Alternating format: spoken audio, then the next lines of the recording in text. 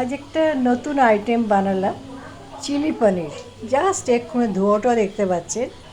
মানে ক্যাপসিকাম দু রকমের, দুটো ক্যাপসিকাম খাওয়ার একটা বড় হচ্ছে অ্যান্টিঅক্সিডেন্ট আছে। আচ্ছা, এর সাথে পনির দিয়েছি আর কিউব করে কাটা পেঁয়াজ মানে দিয়েছি। প্রথমে অল্প হোয়াইট অয়েলের ভেতরে আদা আর রসুন কুচি জুলিয়ান কাট করে আর কাঁচা লঙ্কা স্লিট করে একটু হালকা একটু নাড়াচাড়া করে, বেশি করলে চলবে না, খুব হালকাভাবেই করতে হবে।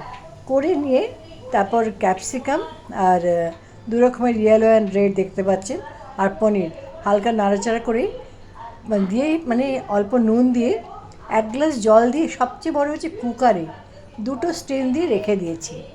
এবার একটা বাটির মধ্যে সয়া সস, টমেটো সস, একটু চিনি আর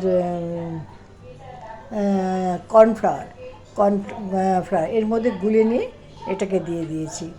দিয়ে 5 মিনিটও হয়নি, 3 মিনিট ফুটিয়ে তৈরি হয়ে গেছে চিলি পনির।